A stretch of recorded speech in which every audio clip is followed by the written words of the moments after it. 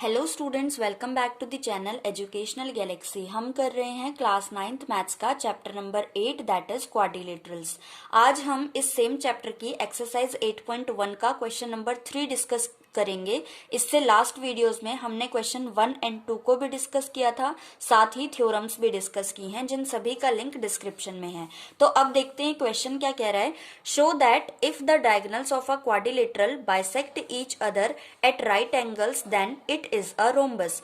अगर कोई क्वाड्रिलेटरल है जिसके डायगोनल्स आपस में एक दूसरे को 90 डिग्री पे बाइसेक्ट करते हैं, तो वो जो डायग्राम होगा वो एक रोम्बस होगा। तो सबसे पहले हम गिवन चीजें लिख लेते हैं, डायग्राम बना लेते हैं, फिर देखते हैं हम इसको कैसे प्रूफ कर सकते हैं।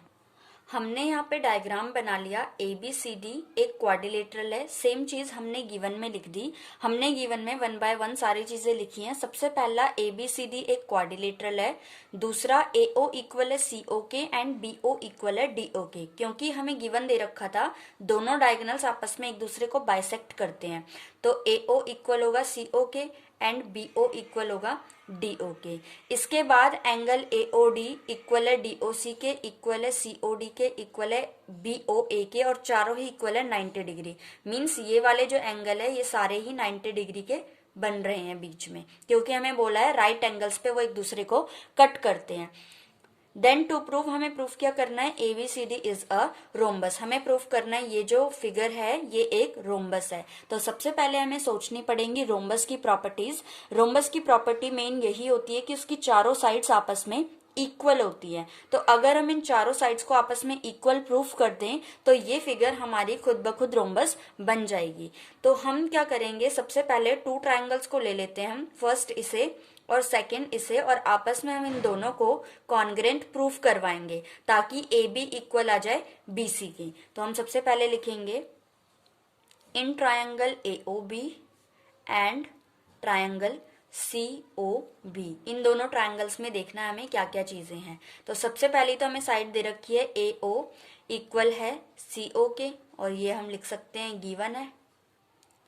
दूसरी चीज हमें एंगल दे रखा है, एंगल AOB इक्वल है एंगल COB के, ईच 90 डिग्री, दोनों ही 90 डिग्री के हैं। और थर्ड चीज BO कॉमन है दोनों में, तो हम लिख सकते हैं BO इक्वल BO कॉमन। तो तीन चीजें हमें मिल गई दोनों ट्रायंगल्स में।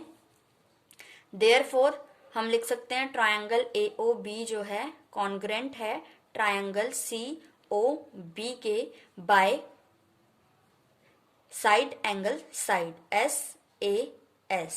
इसमें 90 डिग्री तो आया है लेकिन हमने RHS नहीं लिखा। क्यों? क्योंकि RHS का मतलब होता है हाइपोटेनियस। जब हम दिखाते हैं कि इक्वल है तब हम RHS को लिखते हैं। अभी हमने हाइपोटेनियस को तो दिखाया ही नहीं, इसलिए साइड एंगल साइड लिखा है रीजन में।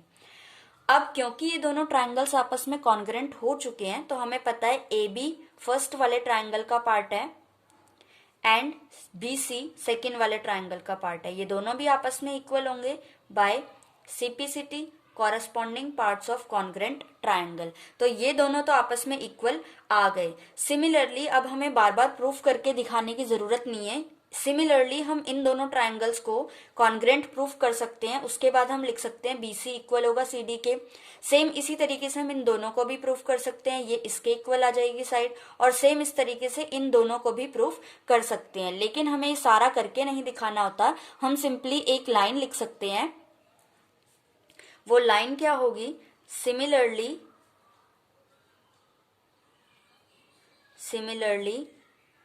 We can proof